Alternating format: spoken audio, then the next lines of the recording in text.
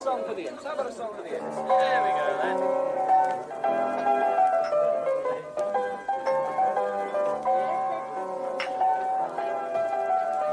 Come on, let's get some of the lads together. Let's have a go at the Imps song, yeah.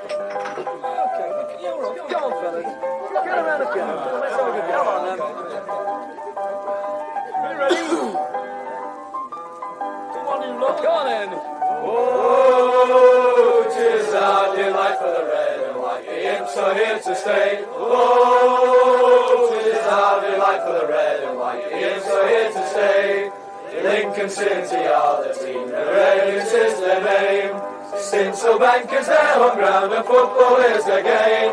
So come and cheer them on, you lads, support them all the way. Oh, 'tis our delight for the red and white. The Imps are here to stay. Oh, 'tis our... Hear me now. Morning, everybody. The first dog walk of 2024. Now, just while a few people get on board, because it's been a while, there's a reason. There's a certain set of circumstances that dictate that I can do a dog walk video. The first of all is decent weather, because if it's raining, the rain gets on the screen of the phone and it runs down, and I can't press the buttons and say good morning to the likes of Mr. Lamming or Mr. Barton. It just becomes a little bit of a challenge. The other factor is this. Now, that's my dog. He's the purpose of the dog walk. I wouldn't be out walking on a dog walk without a dog. And sometimes he's a little lethargic, usually between the months of October and February. He doesn't particularly like to walk. Where I'm walking at the moment as well, the actual path, don't know if you can see this, but the actual path in the winter is muddy. It can be ankle deep in mud all the way down. There's tractors going up and down it all the time. So it just becomes really, really difficult. Hence, no morning dog walk videos. Of course, this morning the sun is shining. The mud is drying. There's not been an awful lot of rain. The dog is willing. It is a perfect storm. It is a coming together of the elements to create what is the perfect environment for a dog walk video. Of course, there is one other factor. There's one other thing that creates what I would call the perfect environment for a dog walk video. And that's Lincoln City winning fucking football matches. Because as we win football matches and as we do well, there's an increased interest. And I saw this across the site. So the site, the Stacey West, which started without the videos, it started without the podcast. It was just me and a keyboard back in 2016, 8 years ago now. In fact, more than 8 years ago, 8 years and 2 months. Exploded in popularity because of the 2016-17 season. No denying it. Can't say anything other. People started reading, people became more interested, more fans came along, things got really good. Now, over the last couple of years, just things like reader numbers have just dropped off a little bit. Generally, viewer numbers, podcast numbers have stayed relatively the same, but the general interest in Lincoln City hasn't been there. And then all of a sudden, over the past 2 to 3 months, with the darlings of the media again, not the top 20 tweet about Lincoln City, more than Lincoln City tweet about us, about the club. Yeah, they're loving it. They're all over it. The stats boys, and Chris is obviously on board. He's a stats man, not to be confused with Scatman John. But anyway, stats man, that's Chris. They're all over us because the numbers are great. The eye test people, you know who you are. I think Gav is probably one of those. Morning, Gav. The eye test people, you sit, you watch, you know if it's good or not. You don't need numbers to tell you stuff like that. Goals go in. That tells you whether it's good or not. All of the metrics, Lincoln City are really good. Right now, we're really good. And the last dog walk video I did was probably around the time that Michael Skubala came in. I can't recall doing too many in November. And I don't think promotion was something that was realistically in our head. Certainly not after the Christmas period. At the beginning of the season, I seem to remember thinking, yes, we will be in and around the playoffs. And then with the striker injuries that we had, you know, certainly I remember saying on the podcast to Chris, Charlie, and Ben at various times, if we could just stay tucked in that top 10, we'll launch a bit of a run in the new year. And I distinctly remember saying that and having agreement from the boys on the podcast. Yeah, that's certainly something that we can do. Certainly something where we can find ourselves. And then December came in and we lost 4 or 5 on the bounce, didn't we? We lost to Derby springs to mind. I think we lost to Bolton over Christmas. We lost to Northampton. It was just a horrible, horrible run of games, Blackpool. And it just felt like, do you know what? It's survival now. Very few people mentioned the R word. And I don't know if Kev Barwise is on. Kev is one who normally around Christmas after a run of bad results, I think 2 or 3 years in a row, Kev's put sleepwalking into relegation. And certainly under Michael Appleton in the second season, that was potentially the case. It's not the case now, though, is it? Instead of sleepwalking into relegation, we have power walked into the top 6. We have steamed into there, all guns blazing. Like if it was a film scene and it was a bar full of angry men, we've just gone in there, throwing punches, seeing what we can do. And we've knocked teams out, haven't we? Bristol Rovers and Northampton, when we were first, at the beginning of January, when we were first putting a run together, they were our rivals. Bosh, bosh, gone. Then we've strode in, chest out, bring it on Evans, bang, stuck a knot on Evans, poof, elbow into Blackpool's face. Oxford United, we're still just kicking them down a little bit, aren't we? Trying to keep them down there. We're in the top 6 now. We stood there looking down, going, come on then, take us out, beat us. It's up to you guys now to take us out of the playoffs, not the other way around. What a brilliant, brilliant position to be in from where we were in January. Okay, so that's the hyperbole and the excitement and everything over with. And as usual on a dog walk, I've lost my dog. Oh, he's there, good, right. I'll keep an eye on him from there. So now we've got these 5 games to go. And it's like, you know, you'll get all the cliches. You'll get them from me. I love a cliche. 5 cup finals. Darren Ferguson will love that. And then 2 more cup finals, but they're actually semi-finals. And then potentially, hopefully, a final and some Wembley joy. I'm not here to talk about what's going to happen because it's impossible to predict now. You know how when there's a round of international friendlies, people say never bet on those, never put money on international friendlies. You can't predict. Never bet money on the EFL trophy. Of course, Bolton Wanderers should beat Blackburn's under 21s, but there's so many variables. These 5 games now that we have left, and hopefully beyond, there are too many variables. We're looking at the other people as well, so it's not just about what we get. And it is, of course, we win our games, doesn't matter what anyone else does. But when you're predicting, you have to look at the wider picture, don't you? You can't just look at Lincoln City and go, well, we'll win that, draw that, win that, lose that, draw that. That'll be us promoted because somebody else might have won all 5 games and we're behind them. There's injuries. And let's face it, we believe we've suffered worse with injuries this season. We haven't. You chat to Orient fans, they've lost 3, 4 or 5 players. Hang on 1 second. Charlie, come on this way. It's all right. Charlie appears to be chasing something. Not quite sure what. Can't see any deer. Orient have lost multiple players through the course of the season. I was really impressed with them on Good Friday, by the way. And if we do stay in this division next season, Leyton Orient are going to be one of those sides that are knocking on the door of the top 6, I think, especially with some clever recruitment. Richie Wellens is a good coach and a respectful coach as well. He called the game pretty much how it was. And as Chris pointed out yesterday in a conversation with me, even seeing his season having evaporated in front of his eyes through a last-minute goal in a game that he dominated, he still had a relatively fair assessment of the game. Massive, massive respect to Richie Wellens for that. But they've suffered through injuries. Hang on. What the hell's going on? Where's my dog? Charlie, come on. And there were others. Carlisle obviously lost their influential central midfielder, Dylan McGeoch, who was at Sunderland and Hibernian and Forest Green last season at short notice. So everyone's had injuries. But that's another intangible. Referees are an intangible. Yesterday, Seb Stockbridge saw it at kickoff because I hadn't really particularly checked who the referee was. And just for a second, I remember I looked at that thinking, oh, God, here we go. To be fair, Seb's actually not a bad referee. He's made some bad decisions in the past against us, but that's 4 or 5 times we've had him. Do you know what? He's solid. He's not particularly fussy. He doesn't give an awful lot these days, I don't think. I didn't have a problem. But it's an intangible, isn't it? We might get a guy against Bristol Rovers who is aching to give a penalty. Are we going to concede a penalty this season? I wonder how many seasons it's been since we haven't conceded a penalty all season. No, I'm not here to talk about the next 5 games. as long as my dog follows, and at the minute he isn't doing, I'm actually here to talk about Michael Skubala. That's who I want to talk about. And I want to talk about Michael Skubala because it's actually something that somebody put on a tweet of mine earlier, which I kind of want to pick up on, and it's almost not Skubala. It's actually a little bit related to Mark Kennedy as well, because everyone's entitled to an opinion. So if it was you to put this, I'm not calling you out.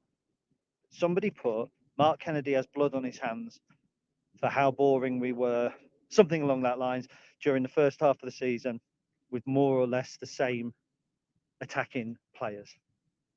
Now, you see, I think that's grossly unfair on Mark Kennedy, and I'm not, as you know, a huge Mark Kennedy fan.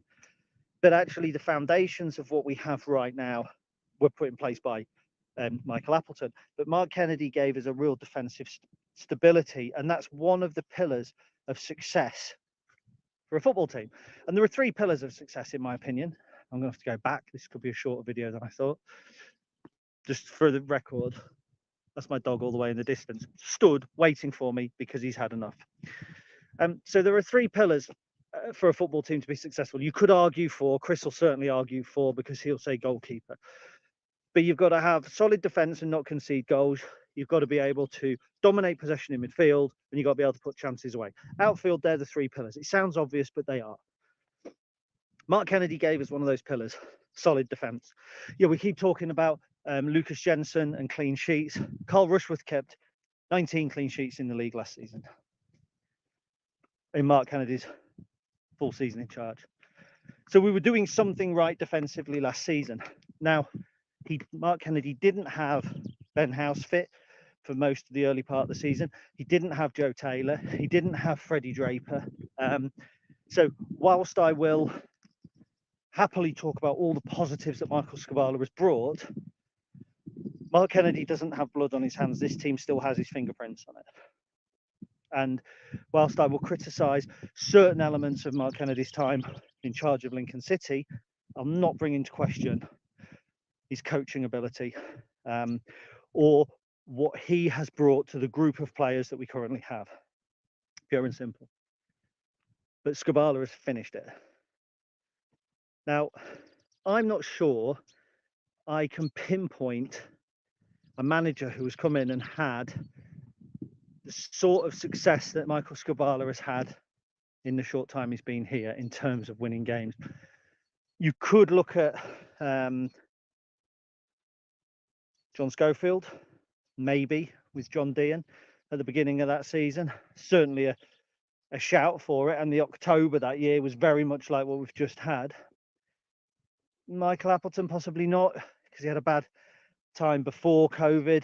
You know, going back, Danny Cowley, yeah, perhaps Danny Cowley, but for someone coming in mid-season, okay, we lost 5 in a row, but to take a group of players who we did look down and out on New Year's Day, devoid of ideas, devoid of energy, devoid of bodies, and we don't now. And we looked devoid of bodies on New Year's Day because we were relying on Jovan Makama, for instance. Jovan now looks like the sort of player you'd happily rely on. No issue. We brought him on for Ben House, Cambridge 6-0, he was outstanding. I've heard Bristol Rovers, he was outstanding. Came on Saturday, outstanding. Very good. Scored the goal on, oh, it's not Saturday, was it? Monday, sorry. Scored the goal on Friday. So what we're talking about here is a team looking like one thing in January and being something different in March, April, without any major changes. Bear in mind, Conor McGrandles was a player who came in. He's injured. He's out. So what, Jack Moylan and Joe Taylor? Is that it? You've got to look at the coaching. You've got to look at the coaching and the way that the players are being primed and set up. And you know, I'm talking about one man here, so I'm talking about purely about Michael Skubala, who's, for me, has brought this wonderful sunshine into Lincoln City's life. But obviously, it's an overall organisation, isn't it? The manager sets the players up and coaches them, but the environment is created by everybody at the football club. And it's really important to praise where it's due, because it's easy to be critical when it's due. And everyone knows I'm a Liam Scully fan. I'll get called a sycophant, whatever. But from Liam Scully and Jez George, up and down, the football club has been run impeccably And there are always bumps in the road, be it managers who don't particularly do as well as they should, injuries, bad runs of form that you can't put your finger on. But the football club have always kept ploughing on, I think, with the same ethos to be better than they were the season before. And I certainly think that that's the case. Now, Joe Horner picks a really good thing up here as well. There's a lot to be said for mentality. And I think that was kind of what I was coming on to. I always got angry when, not angry, I always got dismayed when people used to say during the reign of Mark Kennedy, if only they'd take the brakes off. Because you don't play with brakes on. The way that we played under Mark Kennedy was not to concede and to try and nick a goal. I get that. Michael Skubala plays a different way. Kennedy didn't restrict players. He had a certain setup and a certain way of working that he felt was going to get results. And Michael Skubala's is slightly different. And it plays into what Joe's just said there about mentality. And for those who like the stats, what Chris was saying on the podcast last week about pressing and PPDA, which is passes per defensive action allowed by the opposition, etc. We are the, if it's a word, pressiest team in the first half of games, certainly through March. So we came out and we wanted to make bright early starts. We want to get ahead. We want to have a lead to protect. And I suppose at the latter end of the season, when teams know what they need to do to achieve their goals, for instance, Burton or Carlisle know that they need to win matches in order to stay up. Leyton Orient knew that they had to get something against us. Whereas if that Leyton Orient game was the first game of the season, they'd be happy to come to Lincoln and take a draw. Draw was no good to them this weekend. So in the last couple of weeks of the season, we have been, let's get our goal. We know what we need. We need goals. Let's go and get it. At the early part of the season, it was the other way round, that we were very reserved. We didn't start well. Then 60 minutes, we would make 3 or 4 changes, if you remember, and we'd come out and blow teams away, Wycombe and Blackpool being the obvious choices. So our mentality has changed. Has it changed because of circumstance? Has it changed because we know we need to win games? Possibly. But you see, that then has to go hand in hand with actually being able to win the games.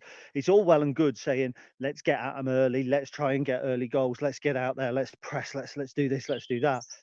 But if your players aren't well drilled, if they don't know how to do what you're saying, if you haven't shown them on the training ground how to do what you want them to do, then it doesn't matter. It's all well and good saying, take the brakes off. You take the brakes off and the players don't know what to do.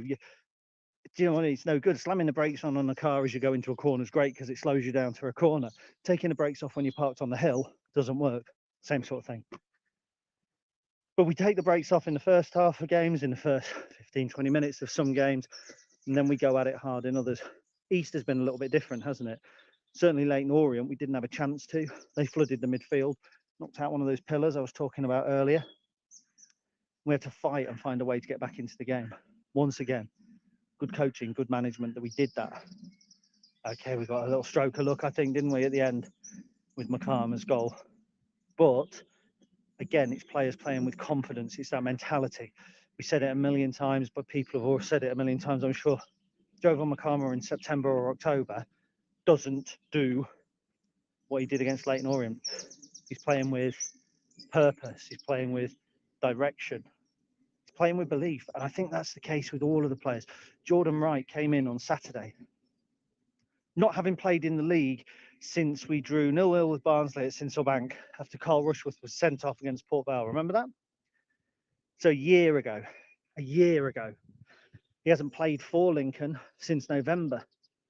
Potentially, I'm not sure if he's played for Michael Skubala at all. I'm not sure if he has. I don't know if he played. He might have played one. Come in, and I thought he had a super game. I thought he was excellent. I thought he commanded his area well. I thought he stopped the shots he was expected to stop. There wasn't an awful lot he could do about the goal. I thought he did really well. Mentality, confidence, belief. It is a big thing. It's not the be all and end all. You've got to have ability. You've got to be set up right. But you put confident players out with the right game plan, you win matches. You win matches, you win titles, you win playoffs, you go up. And that's where we are at the moment.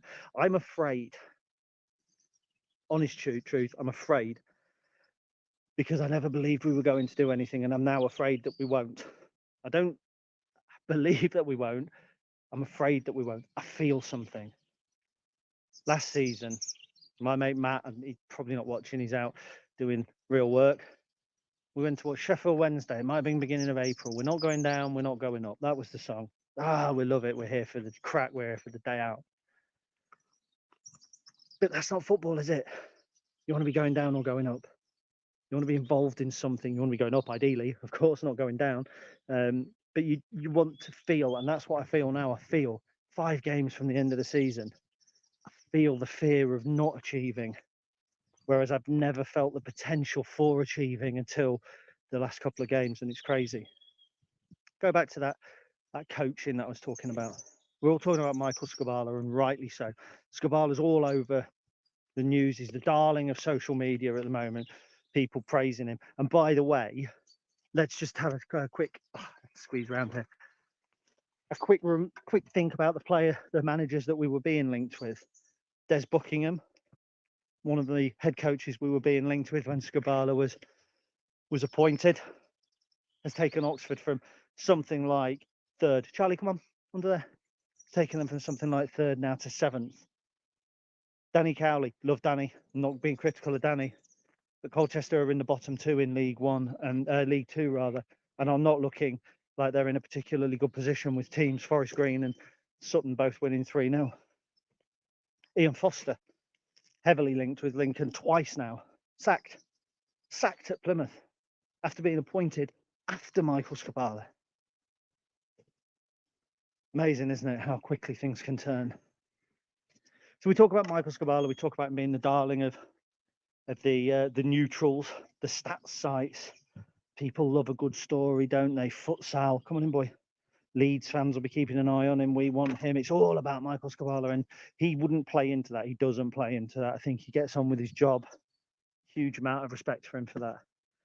But I think there's also got to be a word for Tom Shaw and Chris Cohen. We haven't lost a game since Chris Cohen came in as an assistant head coach. And it's funny, Nick Oxbury's on. Where's Nick? There we go. I must go and renew my season ticket. Yes, you must. It's your last day today, Nick. But I love Nick to pieces. We have great banter.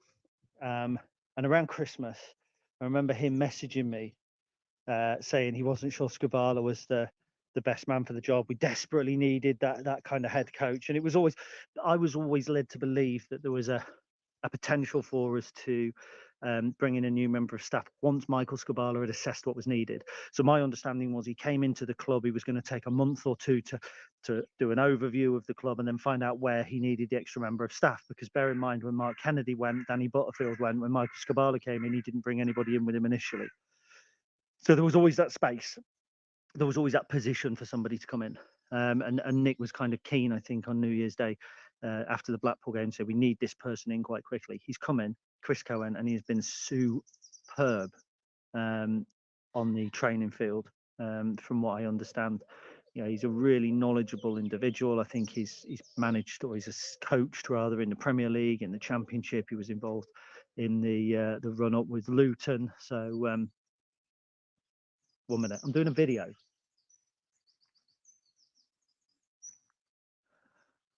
So I've had to cut the dog walk short because the dog doesn't want to walk, and now my wife wonders why I'm sat in the garden doing a video and not doing. Put a kettle on. So yeah, he's an immensely knowledgeable individual, and I think a lot of what we're seeing now is the result of having not 1, not 2, but 3 really good coaches out on the training field. Look, I heard, and I can't say that this was definite or not, but I heard that of our last couple of head coaches, 1 or 2 of them didn't spend an awful lot of time on the training field. There was one who had a assistant head coach who also didn't spend a lot of time on the training field. Hearsay, I don't know. I'm not backing that up, so I'm not naming names, etc.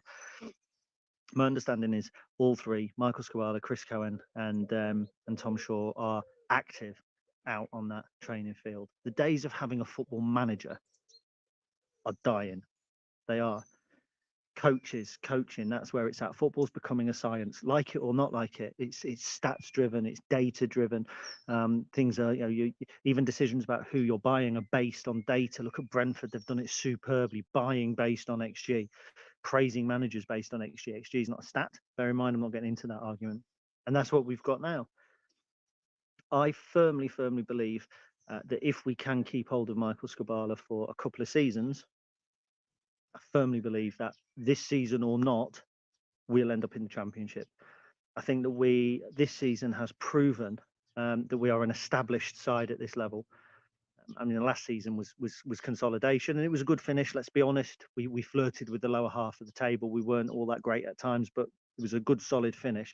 We've consolidated, and the fact that this season it's Oxford and it's Blackpool that we're challenging for that final playoff place, the same teams we were challenging in 2020, 21, 3 seasons ago or whatever, just goes to underline we are a League One side now. We're an established upper League One side now. That's what we dreamt of when Dan and Nick first came in 2016-17.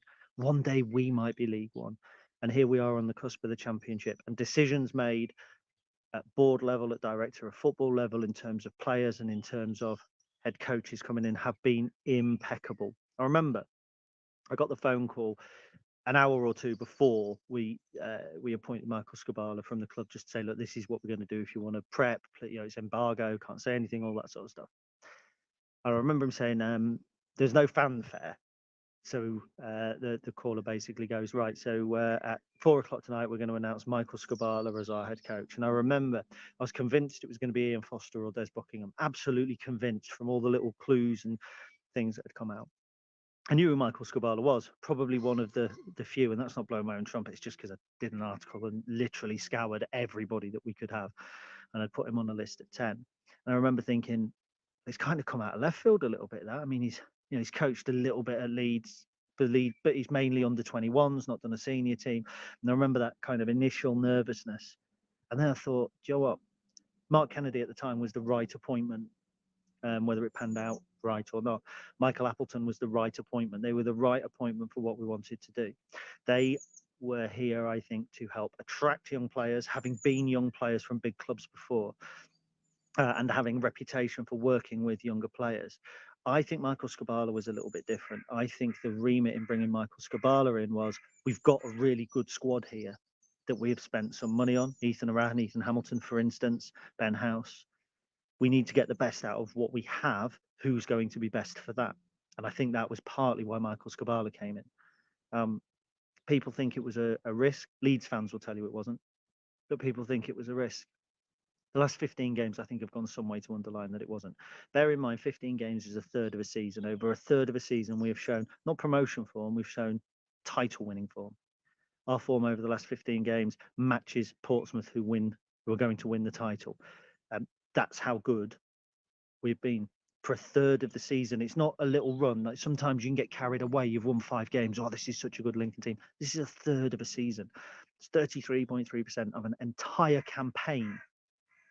We have been, dare I say, unstoppable. Leyton Orient figured out a way to nullify us, but they couldn't stop us scoring and they couldn't break us down. And it's with the same players, bar one or two, as I've already covered at the top of the conversation, that Mark Kennedy had. Again, not a slur on Mark Kennedy, but Skubala works with players. Chris Cohen works with players. Tom Shaw, don't underplay his impact, works with the players. And I just think we're in such a really good place. And I think that has got to be down to, from the head coach down in terms of playing, and from the head coach up in terms of the structure, to give those players the best opportunity to be playing Championship football next season. I'd better go in a minute because I've got a real job to do. But it's been nice getting back out on a dog walk. I'm just going to go through and put some of your comments up just to see who's been on board. Paul Stalabras, morning, mate. I hope you're well. Sue Imp, hope you're well, Sue. Great morning to you. I like that. Richard Godson, morning, mate. I did see your message about covering me while I was on my honeymoon. My apologies. I saw it while I was on my honeymoon. So sorry about that, mate. Jimmy Atkin, morning, mate. Hope you're well. Harry Jackson, morning, mate. We've already seen from Nick, but he's here. Nick Oxbury, morning, mate. Golden Levers is on. Mr. Harmston, I hope you're well. Richard says we're grinding out wins now, and it's a question of how long we can continue to do this. The thing is, we've ground out 2 wins as we did Easter 2016-17, but we've also, I don't know if we ground out the Carlisle win. I mean, it's 3-1. It felt like it grounded out because they actually scored and teams don't score against us, but we were relatively comfortable. I think it's only us that made it feel like it was ground out. It's 2-0. Oh, it's nervy. We remember when we drew 2-2 in Northampton, all those games gone, and they score. Oh God, it's nervy. not sure it ever was. I'm not sure it was ever like one goal and they were peppering us perhaps briefly at the end of the first half, at the beginning of the second half. Certainly ground out a win against Leyton Orient, but we didn't grind anything out against Bristol Rovers, Cambridge, Shrewsbury, or Barnsley. So we can do both. I get it. We ground out wins on Good Friday, definitely, but I'm not. I'm not sure. I'm not sure we've ground out all that many others personally. Steve Turner, morning mate, up the imps. Yeah. Paul Stalabras says promotion mate, but aren't we all? Don't know what that means. Connor Pearce, morning. Hope you're well. Kev Priestley, hope you're doing well, mate. Good morning. Emma Lou, good morning. Hope you're well. Molly Wall had what a great Easter weekend for the club and the city. Brilliant, just brilliant. Indeed. Paul Tomlinson, morning Gaza, morning pal. MK Spokes, hey everybody. Morning, my friend. Connor says something feels special about this group of players. The togetherness and willing to support each other is oozing. This sort of momentum is terrifying to our playoff rivals. Indeed, it is.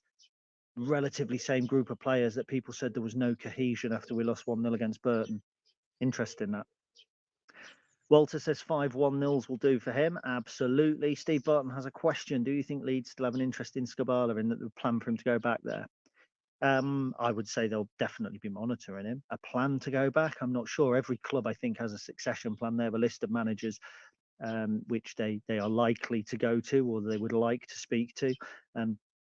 I know during our process of finding Michael Skubala, there will be people we spoke to who we probably don't have an intention of getting at that moment in time, but you can chat to them and you can see where they are and what they're doing, and bear that in mind further down the line. So absolutely, look, there'll be plenty of people interested in Skubala. Leeds almost certainly, but it doesn't have to be your former club. It's like players going out on loan, isn't it? Whenever you get somebody like Skubala in who's been at Leeds and they go, oh, will he be interested in Leeds players? Yeah, of course he will, because they're football players and he knows them. But that's the extent of it. There'll be 10 other clubs interested in them as well. So I think Leeds will retain an interest in Skubala. There's already the urban myth going around that the agreement was we got him cheap because he'll be going back there, etc., etc. All those sorts of underhand dealings, I don't put a lot of weight behind. The second you put pen to paper on a Lincoln City contract, unless it's expressed in there that Leeds United can have you back cheap, that's that, isn't it? So there'll be an interest, but there'll be an awful lot of interest. Emma Lou says, I certainly buzz around the games, nervous bellies most days until the next game. I try not to get nervous, but yesterday I think has finally done it. Connor says, Joe Taylor hasn't lost in Lincolnshire. Indeed, he hasn't. Nick Oxbury calls me a bugger. My darling wife is laughing at me because she was stood at the back door. Kev Priestley says, Michael Skubala has brought the city back to the football club. I would go a little bit further, Kev. I think you've got to look back over the last 10 years and say Clive Nates has done it. From the second Clive walked through the door, we've been on an upward trajectory, a trajectory we are still on. And if you take out the COVID season, which I think to some degree, you have to consider taking out the COVID season, we've not really had any major setbacks the whole time. We've consolidated in League One, which was the plan on our side, but probably not on Danny and Nicky's side when we went up. I don't think there's been any real setbacks. Emily Rook, I don't know if this is just me, but whatever happens this season, I'll be delighted we gave it a bloody good go and we got an exciting end of the season I wasn't expecting of at all, which is why last year I booked a holiday that clashes with the playoff final. Emily, I feel your pain because I also booked a weekend away that clashed with the playoff final. And my lovely wife that was laughing at me at the kitchen allowed me to change the date so that just in case we do make the playoff final. So there we go. Robert Clark, morning, Mike. Great time to be an imp. Indeed. There's quite a lot more comments actually than I thought there was, so I will get through them. Sue says, Michael is a fascinating, unassuming man who's surrounded by staff and players that strive to learn from each other, and that is evident on and off the pitch. Imps are as one, it really is at the moment. Winning has the habit of doing that, doesn't it? Bringing people together. Love the dog walk, says Jason, more so than the dog who's already gone in. Reece Marshall, great time to put a run together like this when season tickets need selling. Yep, conspiracy theorists will love it. Last day to get season tickets. Do not forget that this is going to be your cheapest ticket to watch Lincoln City next season. So if you haven't got one and you are an existing season ticket holder, today is the last day. Walter, the big question will be, how do we get top players permanently rather than loans, which we have done, mate, this season. There's only Joe Taylor and Alex Mitchell who are loans who have significantly impacted the team over the course of the season. I think we've been getting top players permanently. Ethan Araham, Paddy O'Connor, top player. Ben House, top player. Ethan Hamilton, top player until he was injured. Lass Sorensen, top player. It's been happening slowly but surely. Not sure what I said, Emma, but when I say it like that, it's pretty amazing stats. Thank you very much. Wow, how many more comments? I didn't realize so many people were watching. Paul Allison, morning, Gary. Didn't believe until 5 p.m. Friday. Believe now. Brian Rundle, hello, mate. You've gambled on a hotel booking in May. Yep, me too. And finally, last but not least at all, good friend David Ward. David, I hope you're well. Whatever happens, been a great season. I think Oxford's week will be telling when playing Peterborough's and Stevenage on the Saturday, Tuesday, and Friday. Our form hopefully won't suffer from possible manager of the month curse. 5 games, 12 points, I think gets us in the playoffs as long as 3 of those are against Oxford. So we will see. I am now going in. Sam, I hope you're well. Play that's worth waking up for. Sam's on the other side of the world, having to wake up early in the morning to watch the Imps. I felt that pain a little bit being in Mauritius and having to try and watch them at 7 o'clock at night while I was meant to be having romantic honeymoon meal going, it's 5-0 now. And then we got a free meal in Mauritius. Like a honeymoon thing, real posh slap up thing, set menu. The menu even had our name on it, honeymoon, Mr. and Mrs. Hutchinson. And I'm there on my phone going, Carlisle are 2-0 up against Stevenage. Never thought that would be happening. Checking Stevenage result on my honeymoon. Ladies, gentlemen, boys, girls, whatever you may be, thank you very much for joining me on this first dog walk of 2024. With weather like this and a willing dog, you might even get a few more. If you have any subjects that you would like me to talk about, please do drop me a line. I'm always happy to discuss what you would like. Otherwise, have a good day and up the Imps.